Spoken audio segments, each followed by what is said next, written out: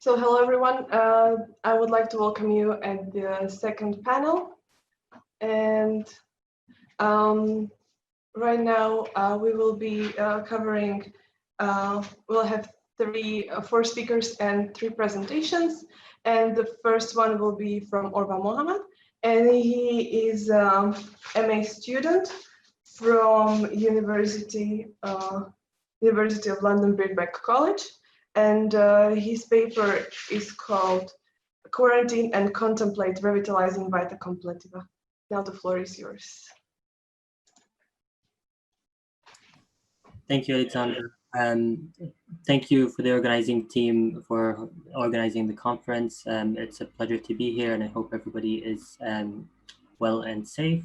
I won't be having a presentation, but hopefully everything will be clear. And if you have any questions, please let me know at the end. So I'll just get right to it. So in the last few years, with the rise of the far right, we've witnessed a resurgence of immunological discourse of otherness.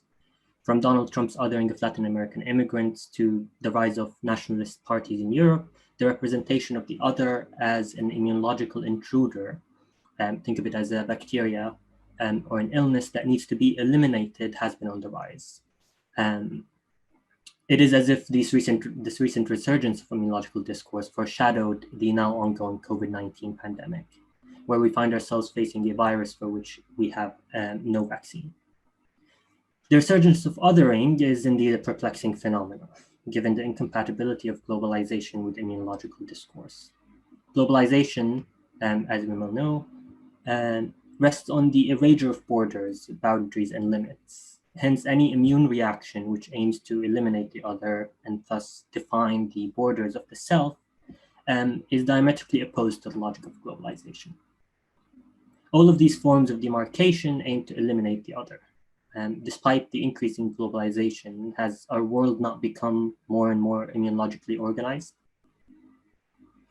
The immunological discourse rests on a dialectic of negativity, perceiving the immunological other as a negative intruder and seeking to negate it, as we mentioned. So it is important to here to note that neither negativity nor positivity carry a normative value judgment in my use here, as harm and benefit can result from both. For example, Jean Baudrillard speaks of the obesity of all our current systems of information, arguing that the generalized communication and surplus of information, in other words, excess positivity, threaten to overwhelm all human defenses. Baudrillard here is assuming that an excess of positivity will provoke an immunological reaction, similar to a negative intruder. While Byung-Chul Han agrees that indeed we live in an age of surplus positivity, he argues that the response to this would be neurological rather than immunological. It would result in exhaustion, depression, and burnout rather than borders, walls, and immune reaction. And he elaborates on this in his book, The Burnout Society, which I would highly recommend. So it seems that both Baudrillard's and Han's interpretations of surplus positivity are equally valid here, as both immunological and neurological reactions manifest today. Perhaps the case of medical professionals responding to the COVID-19 pandemic best exemplifies this intersection. They find themselves in response to an immunological phenomena, and they find themselves under ever-increasing psychological distress and burnout. Baudrillard characterizes the violence of positivity as a viral violence, in the sense that it does not operate head-on, but by contagion, chain reaction, and it aims for us to lose all of our immunities. But unlike excess positivity, biological viruses still provoke immunological reactions, as we well know now. But if we look at the genetic coding of the virus itself, we can see some and draw some parallels. The genetic coding instructs it to reproduce itself over and over. It's simply a stupid self-replicating mechanism. So in that sense, it is essentially a violence of the same, rather than a violence of the other. So today, excess positivity, or the production and reproduction of the same, both biologically and psychologically, overwhelm both our body and mind. While the attack on our biological being, our immune systems, is painfully clear through the ongoing pandemic, the excess positivity we experience mentally is concealed as a form of freedom. Yet this freedom remains compulsive. Because for Han, for example, freedom proper is very closely tied with negativity. One must not only be free to do as they please, but they should also be free from the constraint that the other may exercise. So it's only with the negation of negation that freedom proper can properly be achieved. But in a world that is dominated by excess positivity, we're unable to experience this freedom except compulsively, because we're always seeking achievement and maximum performance. The result of this constant and excess work is auto-exploitation. We're essentially exploiting ourselves. This is where the emphasis we see today, and for the past decade or so, on entrepreneurship, initiative, and generally the can comes in. We're constantly told that we hold our destinies in our hands, and the phrase most famously heralded by Obama in the 2008 speech at the Democratic National Convention, where he says, "Yes, we can," has become somewhat of a motto for our time. We're not really given the chance to ask ourselves, should we, or do we want to? In this sense, the modern achievement subject has lost themselves in the Vita Activa, or the active life. The Vita Activa, as understood by Hannah Arendt, encompasses three distinct forms of activity: labor, work, and action. I won't go into detail about the distinction due to time constraint, but it's elaborated on in the paper. Arendt herself was a strong advocate of action as the only medium of activity that is practiced between humans without any material intermediary. For her, action is most connected to natality, and thus it embodies the capability of starting something new. But despite our immersion in the Vita Activa, we remain incapable of starting something new. And this is something that Hannah Arendt's account of the Vita Activa can explain. She contends that the modern world has had a reversal of traditional hierarchies between Vita Activa and Vita Contemplativa, or the contemplative life, as well as a reversal within the Vita Activa itself. Traditionally, active life was thought of instrumentally. That is, it's only important insofar as it helps the individual achieve the contemplative life. The reversal Arendt speaks of has not only put the Vita Activa on atop the pyramid, but it abolished the contemplative life altogether. Within the Vita Activa, the reversal has resulted in an elevation of labor, productive labor, to the top of the hierarchy. And this reversal has essentially resulted in a hyperactive modern passive active subject. Its activity carries little to no meaning because it is compulsive. But now, in the age of pandemics, we're experiencing a state of impotence. We're unable to do what we want to do. And this stands in contrast to what we previously possessed as positive potency, or the power or ability to do something. Prior to lockdowns and quarantines, not only did we possess the positive potency to perform our daily tasks, but we had a compulsive need for that activity. And perhaps we still possess this compulsive freedom, and we're now faced with impotence. What we lack, however, is negative potency, or the ability not to do, to choose not to do. Nietzsche puts it as the ability not to will. And I believe here we ought to reread Nietzsche's three tasks for which educators are important. One of which is learning to see. And he writes, getting your eyes used to calm, to patience, to letting things come to you, postponing judgment. The important aspect of learning to see is the ability to resist stimulus. Perhaps this has never been more relevant than today, as we are continuously bombarded with stimuli.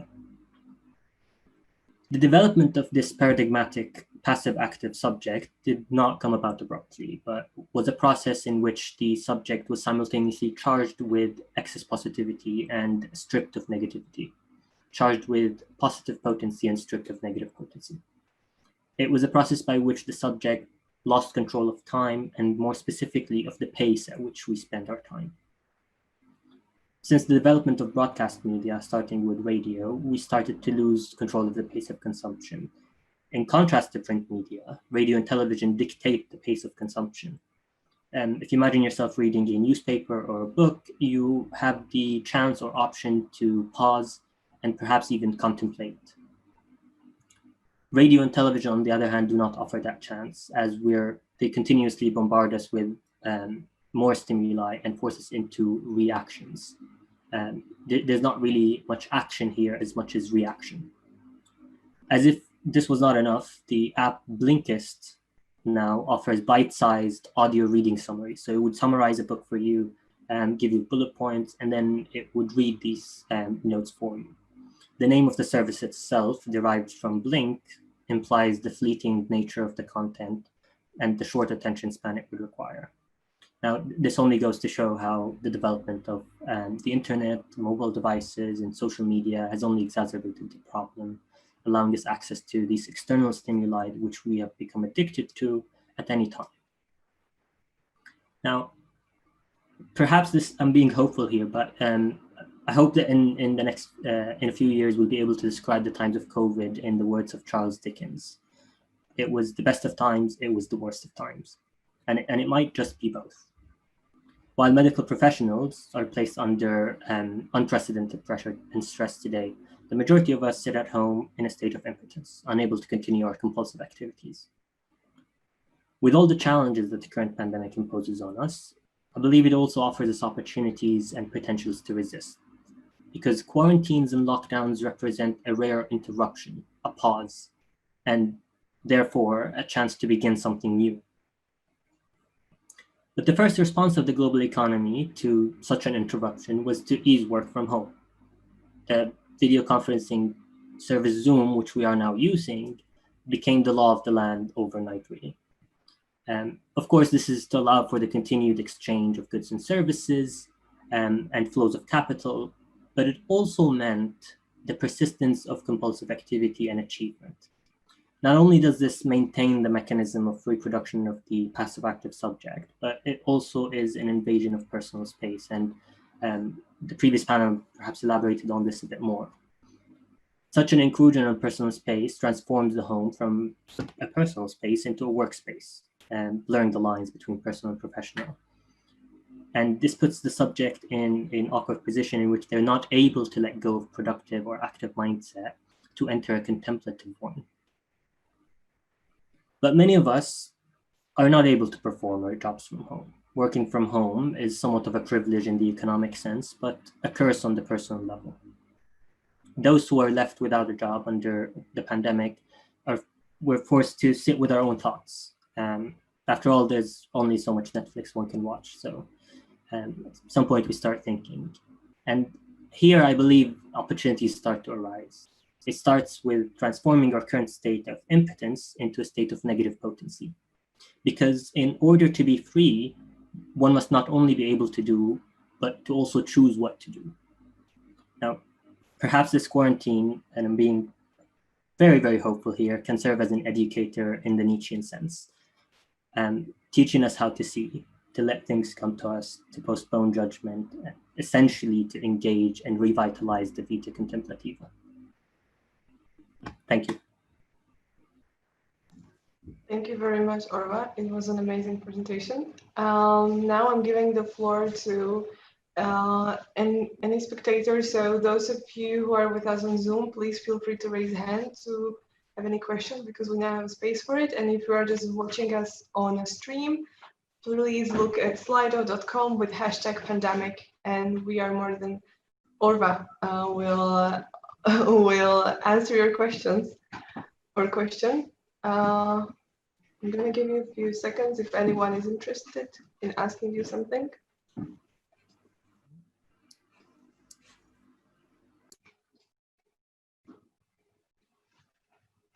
Okay, seems like no question has arrived yet. So I'm going to use the privilege of a moderator like Matej did. And I would like to ask you a question, because from your presentation, we could hear how you mentioned the compulsive freedom that all of a sudden that we had, but also when we think of our life beforehand, which was full of fear of missing out. Some people suffered from it, and some people were like working really hard. They were working to the point of the physical exhaustion that their physical health could no longer cope up with it. Do you think that, based on your knowledge and your observations from the people around you, do you think that we will now find the balance after this whole thing ends, or do you think that it will just go back to where it was, or it will be completely new state?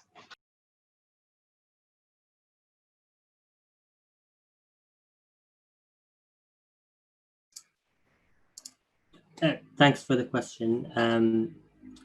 So I think there's a lot of variables here, and my paper or presentation is a little optimistic because, as I said, it's a privilege to be able to withdraw from the market, to withdraw from global capitalism. For a lot of people who are in the worst of situations, this is not an option for them, because if they withdraw from the market, they're able to cease this compulsive activity and engage in some kind of contemplative life, they wouldn't be able to pay rent next month, or they wouldn't be able to provide for their families and children, etc. And those people are placed in a very vulnerable position, because most of them have the worst access to healthcare, etc. So there's a lot of variables to consider about whether or not we will be able to regain some kind of negative potency, and thus be able to properly practice our freedom rather than practicing it compulsively. But my point was perhaps that the potential is there, and if we find ourselves in positions where we're able to utilize this potential, then it is a great opportunity to do so, because such interruptions are rare. Thank you. We now have a raised hand by Mehmet. I'm going to unmute him on Zoom, and he will have an option to ask you a question. Hi, thank you. Wow, I really enjoyed listening to that presentation. Thank you, Orwa. I had a question concerning the nature of that contemplation. It seems like, and I'm totally sympathetic with your points, but it seems like you are hoping a bit too much from individual contemplation. It seems like that there needs to be something more collective, at least, to be able to change the ongoing situation. Not the corona pandemic, of course, but that's what you mean, right? By contemplation, we will contemplate and change something in our lives. So yeah, it feels like we need to practice it in a collective way, and that doesn't seem like what's happening right now, right? Yeah, thanks for the question. And I do think the personal or individual and the collective go hand in hand. And this is something I'm working on at the moment, to develop the idea a little further. But if on the individual level we're not able to achieve some kind of contemplative abilities, then as individuals we're stuck in this compulsive kind of freedom. So this paper kind of focused a bit more on the individual side of things, but I do think that because we are in a generalized situation of quarantine, a lot of people are experiencing similar conditions, and the lines of inequality are being are much clearer now perhaps than they were before, because we have that chance of interruption where we're able to look at things from a distance, from a relative distance, and we're able to see where we fall into this along these inequality lines. So how do we transform this individual contemplation into a collective one is a question that I've also been asking myself, but I do think they go hand in hand. Thank you very much, Orwa. We have just received a question on Slido, which goes very much with the previous question asked by Mehmet on Zoom. Great use of the passive-active subject. could you address moving from that to individual contemplation towards a collective contemplation and or action? Right. So I think something that I've been reading recently might come in handy here, and trying to relate these discussions of active life and contemplative life to class consciousness. And again, there are two aspects to it. If we think of Sartre, Jean-Paul Sartre, and his theory of being in itself and being for itself, and we relate that to what Marx said about a class in itself and a class for itself. And the distinction really is that a class in itself is only defined in relation to, in its relation to the forces of production. But a class for itself is able to realize its interest, is able to take action based on this collective interest. When we were able to realize where we fall into these class lines, basically. And that's more on the collective level, but on the individual level, as I mentioned, Jean-Paul Sartre speaks about the subject in it being in itself and being for itself. And being in itself is very crudely defined as a relation to the objects in our world. And he characterizes it as a somewhat of an unconscious subject, inert in a way, unable to affect any action into the world. And what I want us to be able to do, or what I hope that we'll be able to do, and again, I do know that I'm being hopeful, is that we can move from a state of being in itself to a state of being for itself, for ourselves, really, and see where we can draw these lines between the individual level and to see the similarities between us and others who are stuck in similar conditions of quarantine. I hope this answered the question. Yes, thank you very much for your presentation again, and thank you very much for that you came to this conference, submitting your paper. And now we're going to move on to the next presentation.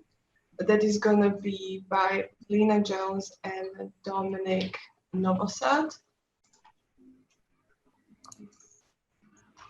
Okay.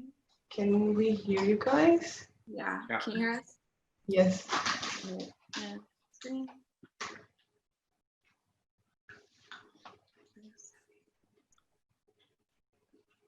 So this is Pavlina Jones and Dominik Novosád with their paper, The Responsibility of Americans During the COVID-19 Pandemic. What is the right choice? They are both coming from Bratislava International School of Liberal Arts.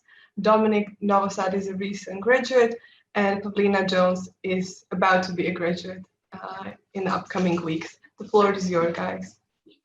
Okay, thank you. So my partner and I chose this topic because we, as many others, were intrigued by the situation in America.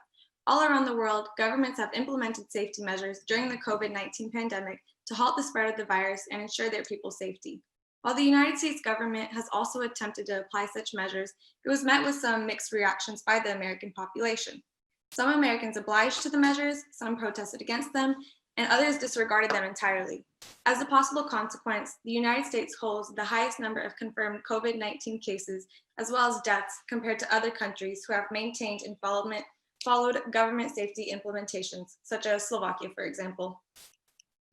Bearing this in mind, we specifically wanted to focus on whether or not Americans should be obliged to submit to the protective measures implemented by their government. So by using Jean-Paul Sartre's Being and Nothingness, we first examine how Americans are responsible for their actions during the pandemic. Once that is established, we then move on to Thomas Hobbes' social contract theory to evaluate how individuals of a larger community should approach the pandemic. Yes, so according to Sartre, people are born into the world with an inescapable responsibility for its existence and all its happenings. This responsibility, namely, comes from the freedom to choose how one wishes to project their being and appearance of the world itself. For Sartre, even suicide is a way of projecting reality as something unworthy of living, and hence it gives affirmation to its existence. So one then becomes a sole author of everything that is happening in the world. The same framework applies when one is faced with particular situation as well. Now, when considering an event that strikes a community of human beings, such as the COVID-19 pandemic, individuals, by living it, chose it to exist and therefore must take a particular stance towards it with bearing full responsibility. In our research, we focused on two ways in which Americans approached the pandemic and explain how they held responsible in these cases.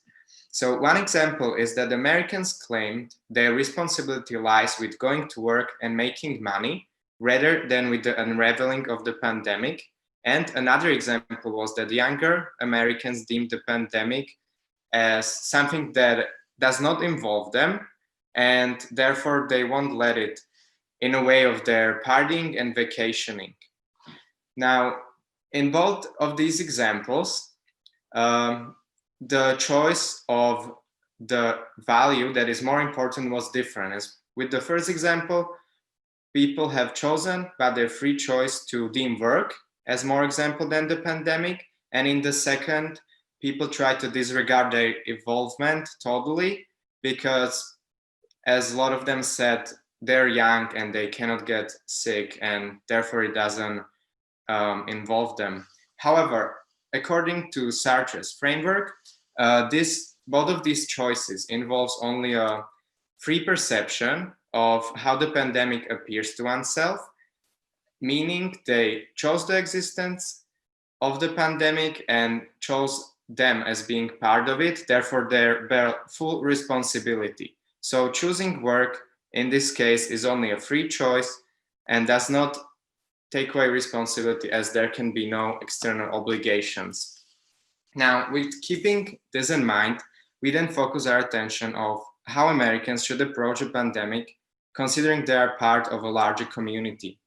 We deem Hobbes' social contract theory as a possible framework on the basis that United States may be considered a commonwealth where Americans have given up their natural right to everything in order to be governed towards peace. According to Hobbes, that is the best way to ensure self-preservation in accordance with natural law. This law is found out by reason and prescribes that one cannot choose something that is harmful and must always seek peace.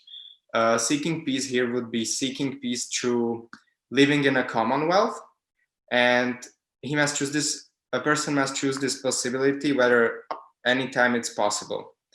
Now, coronavirus being a serious illness in some cases and also has been known fatalities, the United States government deemed it as a threat to American populations and implemented certain safety measures, such as city lockdowns. On Hobbes' framework, this is completely in line with the end of the Commonwealth, which is self-preservation, because the governing group has full authority to decide what measures shall be taken in order to ensure safety of the population.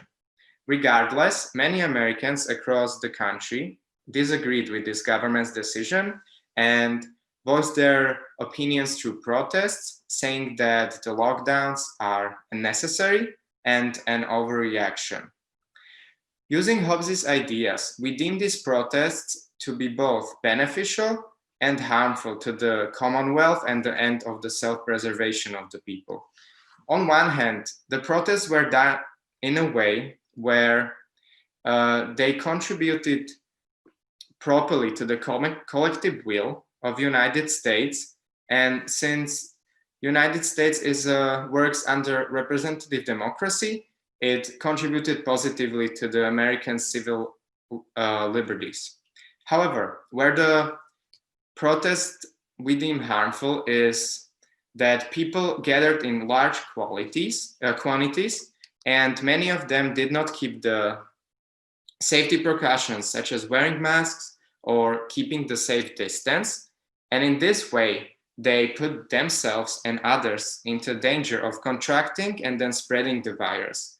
And for Hobbes, this would be something as choosing voluntarily and willingly something that can be possibly harmful to oneself, and therefore it goes against natural law, it contradicts reason, and it goes against the end for which the Commonwealth was established. So to sum it up, through various reasons, the American population has disproved the government's implemented safety measures for the COVID-19 pandemic. On Sartre's reading, we concluded that Americans are free to choose how to approach the pandemic, yet they are still responsible for how the pandemic unfolds despite their external matters, obligations, or even attempted indifference. Then, based on Hobbes' social contract theory, we uncovered at least one possible way in which Americans may approach this pandemic. Since the United States may be considered a commonwealth on Hobbes' definition, Americans should submit to government orders. But the fact of the matter stands that Americans protested against them, which was, as established, in accordance with their commonwealth. However, the ways in which some of these protests were conducted put individuals at risk in contracting and spreading the coronavirus. In this way, protesters have willingly chosen something potentially harmful and went against the natural law of self-preservation. Therefore, we conclude that Americans should oblige to government safety measures, not for the sake of merely following orders, but for remaining in line with the natural law. Thank you. Thank you. Guys, thank you very much for your insightful presentation. Now is the floor for everyone who is watching us or who is with us on Zoom. Please on Zoom raise your hand, and if you are watching us on live stream, Slido, hashtag pandemic, and you can ask Pavlina Jones and Dominik Novosád questions about their presentation.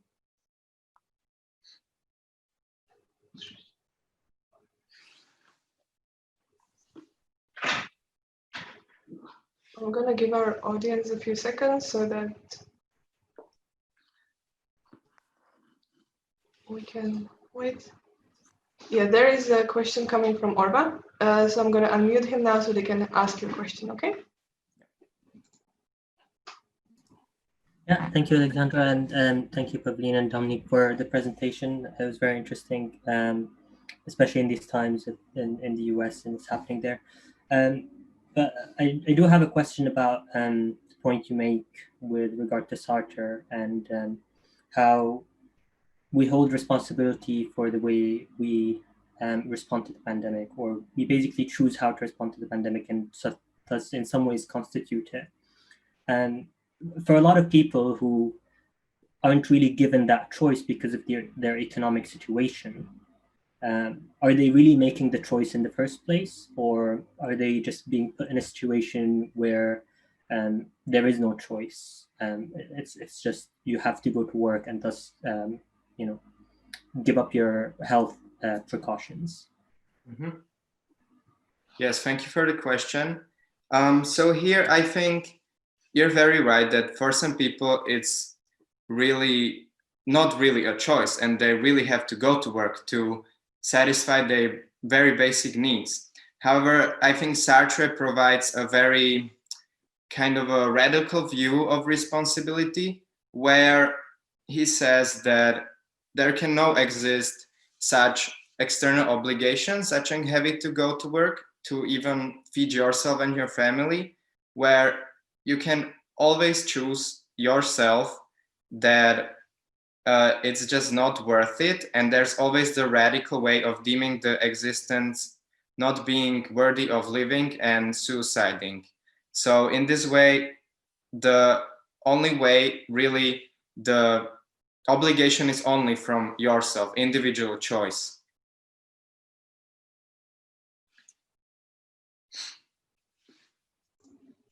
Thank you very much for your answer. I'm going to wait if there's anybody raises their hand. Always thanking you for your reply. If there's anyone who'd like to ask more questions at slido.com with hashtag pandemic, or in here on the call, raise your hand. If there are no questions, I'm going to ask you a question as a moderator. How do you perceive with your conclusion the responsibility, also now with the loosening restrictions in some countries around the world?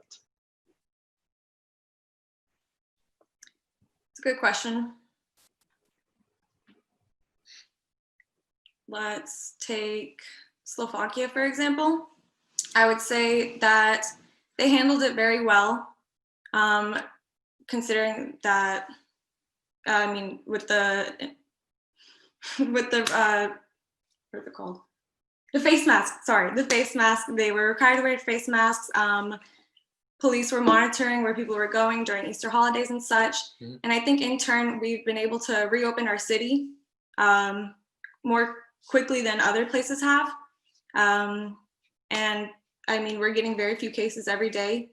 And I think we're probably going to be one of the first cities to return to normal life compared to America. Even though they have returned, it's still, I wouldn't say it's very safe. Mm-hmm. And that they might be facing this for a much longer time than like Slovakia, for example.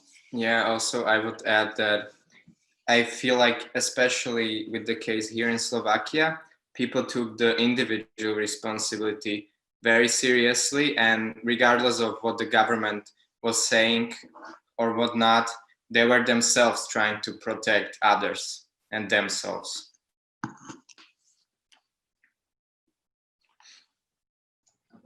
Thank you very much. Are there any questions from our audience? Anyone who is watching us on live stream can ask a question.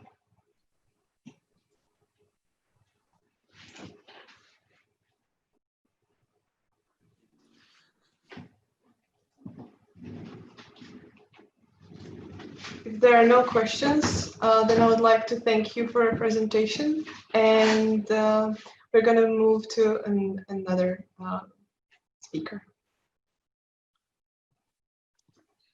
So I would like to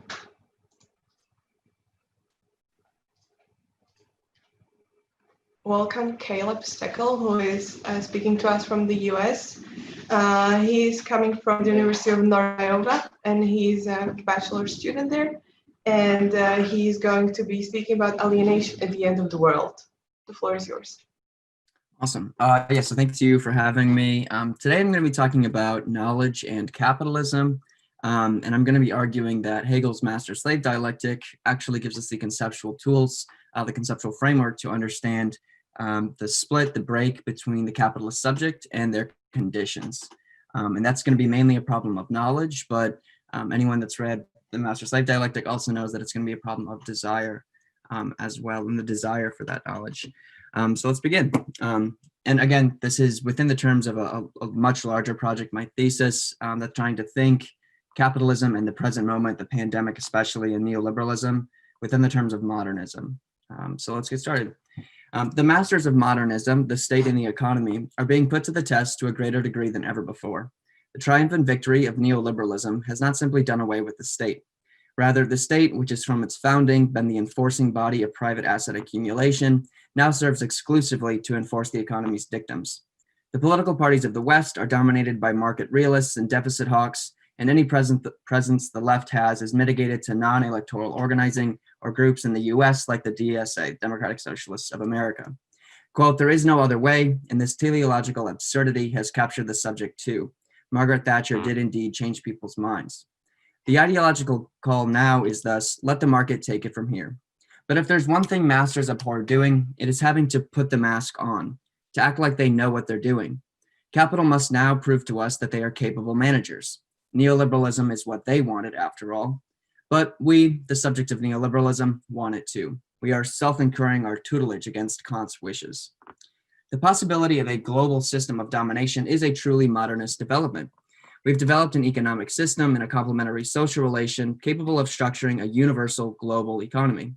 Capitalism is exemplary for its capacity to gentrify all existing social forms into its fold, leaving no element of society, especially not the mind, out of its reach. As Thatcher said, the economy was a tool for changing the mind, just as artists were, quote, engineers of the mind for Stalin. Whether it be philosophy or lifestyle coaching, few truths do not find their support in market logic. While this may seem a bleak picture, we should be mindful of the utopian kernel within domination, alienation. For Marx, alienation is something that is to be overcome in the worker state, a pesky side effect of capitalism and religion. However, we should ask, where does the initial impulse for freedom from one's conditions emerge? For Hegel, alienation is that which frees the worker from their immediacy, their absorption into the determinations of capitalism. Neoliberal subjects certainly are alienated, and we continue to find consolation in Thatcher's seductive proposal of non-existent society. But in every global crisis, we act as did Marlowe in his search for Kurtz. We go deeper down the Congo of capitalist reason, seeking support in our masters. We still believe in the market. It can really do its job. To ground the struggle against capitalism and modernity in historical terms, we must establish continuity between our present moment and the historical event at the genesis of modernity that so animated Hegel, Haiti. While Hegel's master-slave dialectic has been interpreted in a diverse and manifold literature, Susan Buck-Moore's Hegel, Haiti, and Universal History creates a new referent by which this dialectic must be read, the Haitian Revolution. Buck-Moore's exhaustive historical and philosophical review of Hegel's life and works, especially his life before and just after he published The Phenomenology of Spirit in 1807, reveal a Hegel deeply aware and supportive of radical movements across the world. Of particular interest to Hegel was slavery, its presence both within Europe, but more so in the Caribbean colonies. His Jena lectures of 1801 to 1806 are written alongside his reading of Adam Smith, which inform his critique of bourgeois economy. The philosophy of right contains a direct argument in favor both of the slave's absolute right to rebellion and the inherent contradiction of slavery with modern subjectivity. Buck-Moore's novel claim is that for Hegel, Haiti became the first instance of a concrete universality within modernity itself, where the universality and freedom of modern discourse became actual. A truly universal freedom was posited. The structure of European liberalism was negated by the Haitians and a new structure posited, which found its support not in the economy, but in universal humanity as such, regardless of class or skin color. Hegel's development of the master-slave dialectic is an attempt at thinking the logic of the coming into being of this revolutionary subject, a subject which is the product of modernity, but which is at the same time struggling to overcome its concrete expression, i.e. capitalism in the state. Late capitalist subjects, in contrast to the Haitian slaves, know what is wrong with society, and yet we sit comfortably in our liberal utopia. The basic question of the critique of ideology is, why do people know what is wrong with society but do not act to change it? This, I argue, is basically Hegel's question as well. The chapter preceding the master-slave dialectic in the phenomenology deals with the understanding, a specific form of thought in which the subject believes appearances and knowledge to be produced through a play of forces external to its thought, distinct from the subject's private inner world of meaning. The inner world of meaning is seen as freedom, outside of the necessity imposed by these external forces, i.e. outside of ideology. The subject posits the relation between the external world of knowledge and its own inner world of meaning as the function of the eye, and this is basically what Kant called apperception. The eye posits being and knowledge through the categories of thought, which have been determined independent of its interaction with them, so they exist a priori to the subject, and the subject is merely subject to them. This puts the subject in the paradoxical position of the hermeneutic circle. It's explaining its reality through the categories of its thought, but in trying to explain its thought, it is forced to depend on these same external categories. Hegel calls this basic mode of engagement with reality explanation. In the subject's positing of the categories of thought as external to her, she cannot account for how fully determined by them she is, how her very discourse actualizes itself through them. She's trying to grasp categories and knowledge external to her, but her search can only begin and continue through her own assumption of the terms of those categories, i.e. that knowledge must be presupposed as external to the subject for the subject to seek external knowledge as such. It follows that the categories do not exist externally for her without her presupposing this external necessity in the first place. This presupposed externality allows for the fantasy of an internal world of meaning opposed to and outside of ideology. What remains for the subject is to break this opposition, to reconcile herself with the categories of thought which determine her, and to see her own desire reflected in those categories. Or to put it in practical terms, the modern subject must grasp how its own thought, desires, and being are wholly structured and determined by capitalist discourse, and how that discourse fundamentally depends on her desire for its continuation. The beginning of chapter 4, self-consciousness, where this dialectic rests, begins with the subject who believes herself to not be determined by structure, but who exists and speaks through this very structure. The phenomenology up to this point deals with a subject and an object of knowledge external to it, the classic subject-object relationship. However, there was no truth to be found in this relation. The three shapes of consciousness that exist in this relation were overcome by self-consciousness. Self-consciousness, as it will be seen, enacts a cut in both the subject and its object. This split is brought about by a shift in the subject's relation to knowledge. Knowledge is no longer an object, but a notion. Truth and being are no longer objects that a symbolic structure or categories of thought merely attempt to grasp outside of itself, but structure now totally determines truth and being in itself. The notion, as an element of thought, dissolves the externality of the object. The subject now contains truth within her thought. She can reason herself to truth. Appearances and being are now taken to be produced by a discursive world, which the subject exists within. Truth is a matter of the relation between notions, or what Hegel calls life. This symbolic structure, as a chain of signifiers, is now posited in its actuality, and knowledge is determined by the concrete form of life it finds itself within. So now capitalism is posited as determining knowledge. However, we have not overcome the antinomy of the understanding. The subject still approaches knowledge through the presupposition of its internal substantiality, as if being and knowledge existed without the subject's interaction with it. Substance is not yet subject, but merely substance as such, or substance in itself. This is the constitutive oversight of subjectivity, an oversight which can be posited only by self-consciousness. The unconscious fantasy that a Grund, supports structure, that structure can exist without the subject. In self-consciousness, the subject encounters itself in structure as constitutive of it, of grounding it. Thus, the novelty of self-consciousness resides in its capacity to think the split of the object of knowledge and hence the split within itself. This split at first leads the subject to believe that structure in itself contains the cause of itself, this metaphysical presupposed category which structures all other categories. It believes that knowledge is to be found in the diversity of discourse that structures appearances. This is what Lacan would call chasing the string of S2s, the search for truth in the signifiers which have been determined by capitalism a priori. So truth is not to be found in a species of the genus of categories, in a contingent signifier determined by capitalism, but rather in a paradoxical signifier which is not signified, a signifier without a positive meaning or determinations.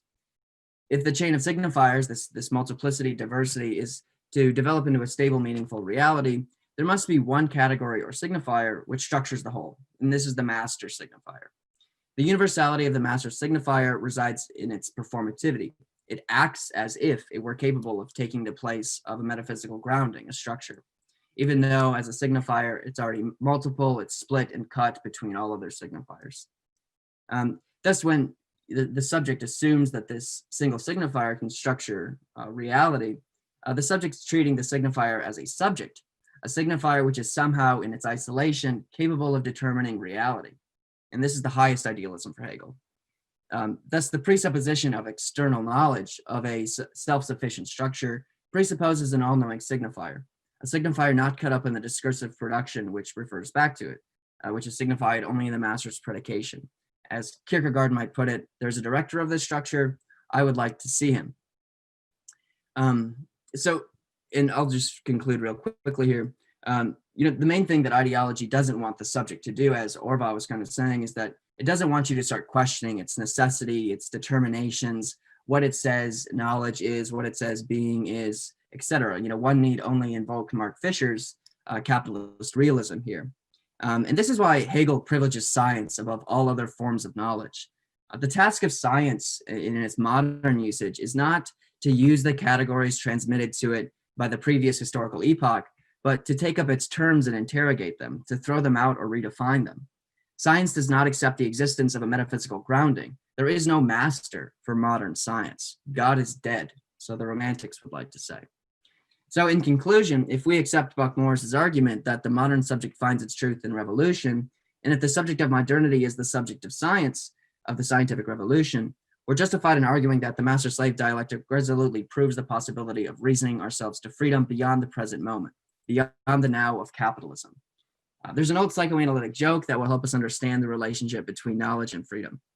There was a man who was in a mental institution because he thought he was a corn kernel and that a chicken existed, which he hallucinated into existence. And if this chicken saw him, he would eat him. Upon his release from the psych ward, he immediately came sprinting back in after imagining a chicken on the sidewalk. The doctor says, "You know you're not a kernel of corn, so what's to fear?" The patient responded, "Yes, I know, but does the chicken know?" In a similar vein, today's light capitalist subject knows that capitalism can no longer sustain itself, but is too afraid to posit a world beyond capitalism. To us, this capitalist subject, Hegel asks, "You know you're free, so there's nothing to fear in revolution." To which we respond, "Yes, but does capitalism know that we're free?" Thank you. Caleb, thank you very much for a great presentation. Now I'd like anyone who is on Zoom with us to raise hand to ask a question, or at Slido #pandemic. Anyone who's watching us on YouTube can ask you a question. And I'm going to give people a few seconds so they can think about your presentation and think of the question they can ask you.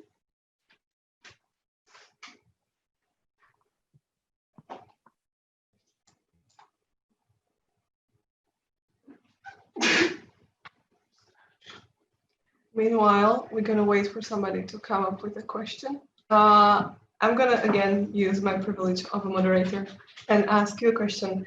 I read your paper, and you mention in it that there's an alternative world, and there is that you have to accept the master in a sense. We have found each other everybody has found themselves in this situation in the world where there come restrictions, and the world is changing now. It very much ties to the speakers that were before you, Orwa, and then Pavlina and Dominik. Do you see this disobedience being a result of a shock that took the planet, or do you think that the world will slowly adapt and there will be a new normal, or we will go just back where we were? Yeah, and I think, the case of the United States is especially interesting here. I follow basically Zizek's lead here. There is no return to some normal that existed before this. The pandemic has eroded so much confidence globally, not just in the US, of leadership, of those actually in power. In the US, especially with, our horrible healthcare system, our police violence, these things, the fact that we are, as Orwa said, we're being forced to kind of subtract ourselves. There's a pause. That in itself, I think, is kind of emancipatory, because it does alienate us from our workplaces, from our our daily existence, the habits that we do. So, I don't think there's going to be a return to normal. And if anything, this pandemic has sort of forced the subjectivity to posit something else. It's just that it doesn't know what it wants yet. It knows that things can't go on the way they are. It knows, capitalism can't continue functioning, but it doesn't, we don't know what we want. And things aren't going to really change until, young people especially start positing something that is beyond capitalism. With the whole global pandemic, we also have seen, because you also mentioned in your paper the kind of the hidden masters, the hidden people behind the whole thing. We kind of have seen that there all of a sudden has been key workers that people have not thought of before, and they became very essential. Then solidarity has risen in around the world. Is there a way how new outer world will look like? Do you think? How to perceive it from your position, or from the US where you are from? Yeah, no, I think the reappearance of labor within media, within popular culture, is extremely important.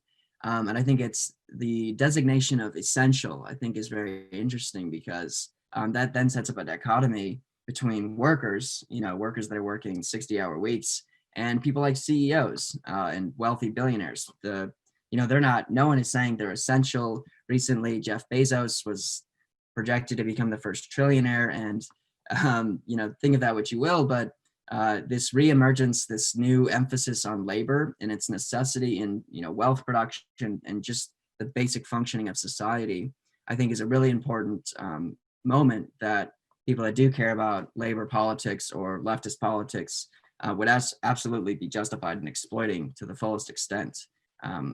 And I can't imagine if something like a general strike were to occur. If essential workers said, no, we're not going to work until you pay us more, X, Y, and Z. Yeah. Well, are there any new questions from anyone coming in? There's a question coming in from James Griffith. I'm going to unmute him so that he can ask a question. Hello, James. Yeah, can you hear me? Yeah. Okay. Caleb, thanks. That was interesting. I wanted to kind of push you a little bit on what you said at the end of the master-slave dialectic as reasoning beyond the now of capitalism. I think that's how you put it. Could you say a little bit more about what you mean by this beyond now, or the now, however you put it? Partly because, and I'm thinking of this in terms of the question of foresight,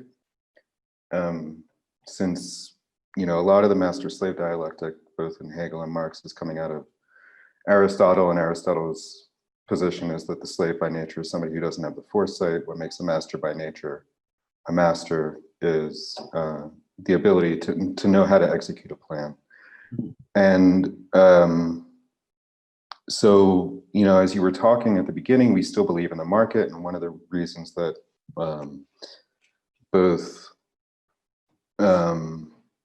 we could talk about ways in which the rise of, let's say, Trumpism or far-right politics in other parts of the world have come out of a rejection of expertise. And that expertise always posits itself. The managers of capital always posit themselves, Trump included, as we know what we're doing. We're the ones with the foresight. So what would this dialectic mean in terms of beyond now? Would this be a different kind of foresight? Right. So at the last section where I talked about science, you are right. The slave doesn't have anything beyond the categories or the notions that the master imposes on them. That's what they're stuck with.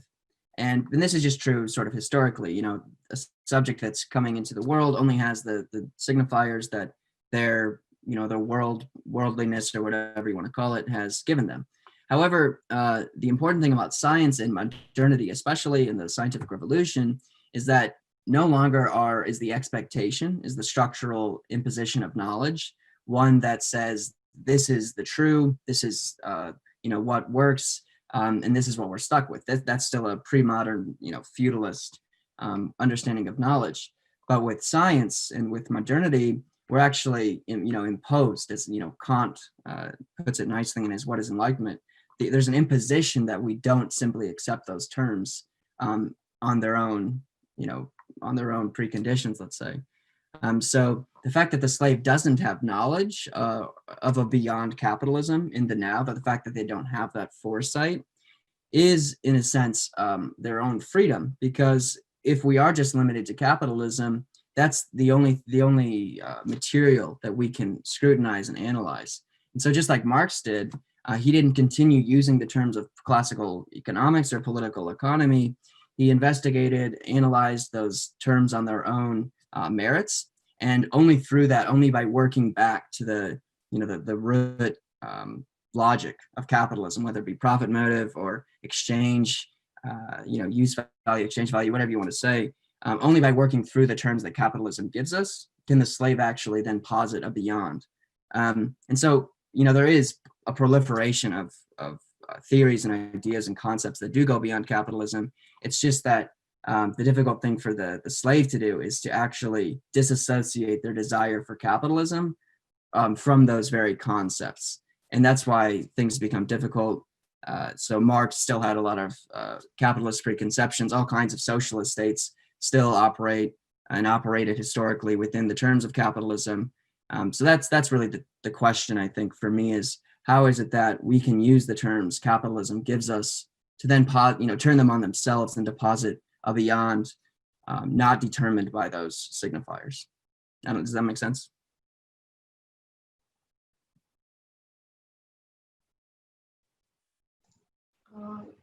James, do you want me to unmute you? So can you please raise a hand if you have any further question for Caleb?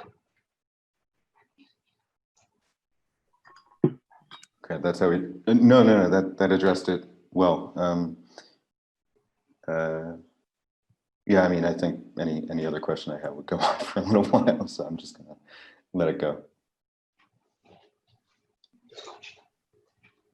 Then, if that's this is actually we're reaching the end of our panel, and I would like to thank everyone who spoke today. I would like to thank Orwa Mohamad. I'd like to thank Dominik, Novosád, Pavlina Jones, and as the last Stekl. And we will see you on our stream and our Zoom at 4:30 with another great panel that is awaiting us. Thank you very much for watching. See you later.